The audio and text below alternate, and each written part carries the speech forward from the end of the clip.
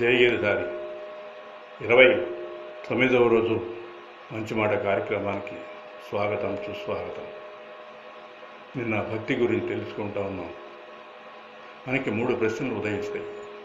కోహం, నాహం, సోహం. కోహం, అహం కహ, అసలు నేను ఎవరిని అనే మొట్టమొదటి ప్రశ్న పడుతుంది. కోహం, నాహం. నాహం అంటే నశించేవాడిని కాదు నేను.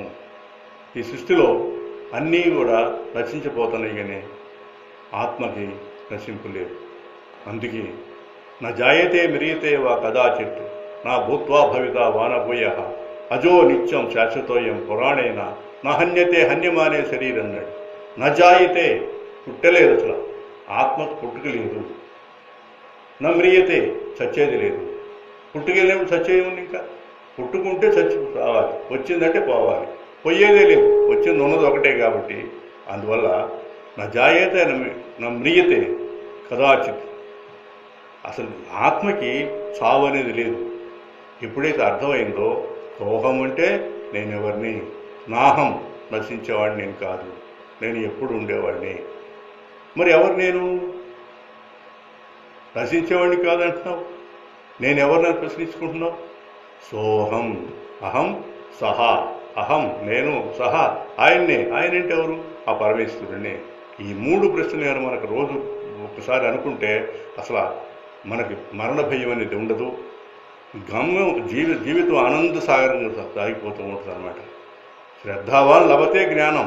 శ్రద్ధ ఉన్నవాడికే జ్ఞానం, లేకపోతే జ్ఞానం రానే రాదు. అందువల్ల మనకి ఇష్టమైన వారు ఎవరిని వచ్చేటట్టుగా ఉంటే చూడండి, బాగా ఇష్టమైన ఒక చీఫ్ మినిస్టర్ మనకు వచ్చాడు అనుకోండి, ఆయనకి ఎన్ని మర్యాదలు చేస్తాం. శుభ్రంగా లోపల తీసుకెళ్ళి సోఫా వేసి మంచి చూసి అనేక రకాల పదార్థాలు పెట్టి ఎంతో స్వాగతిస్తాం కదా. అలానే మరి సాక్షాత్ భగవంతుడే నీలో ఉన్నాడే, మరి నువ్వేం చేస్తున్నావు? ఎవరో అతిదోస్తే అంత శ్రద్ధ చేస్తున్నావు కదా. అలానే నువ్వు సాక్షాత్ పరమేశ్వరుడు నువ్వని నీకు అర్థమైనప్పుడు బయటికి వెతకవు. ఒక విశ్వాసం ఉండాలి.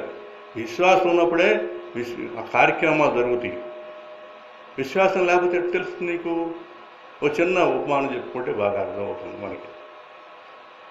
ఓ తుమ్మిద, తామర పువ్వు.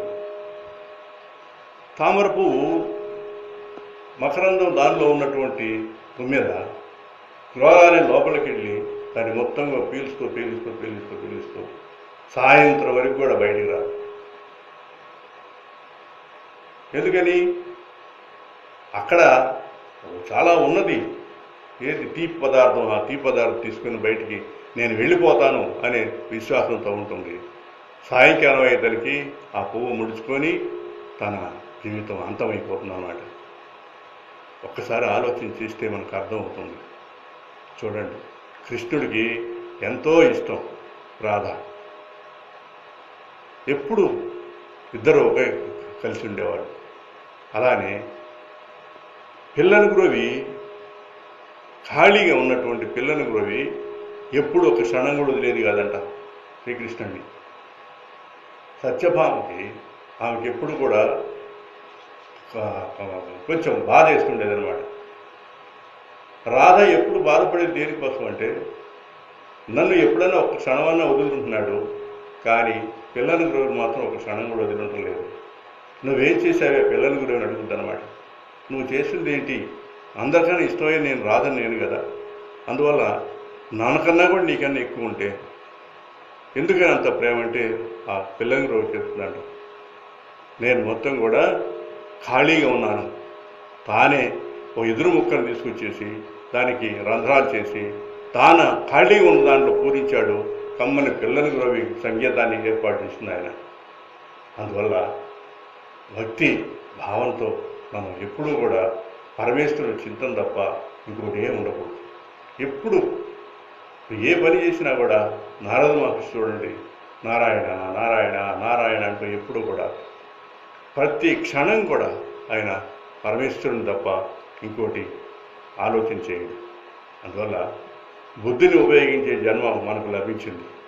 మనం ఎంతవరకు ఉపయోగిస్తున్నాం అని ఆలోచన చేయండి. ఎప్పుడైతే భక్తిభావం పెరుగుతుందో మనలో ఒక మార్పు వస్తుంది. అందువల్ల ఈ మార్గంలోకి రావాలని కోరుకుంటూ సెలవు తీసుకుంటున్నాం. హరి ఓం తత్సత్.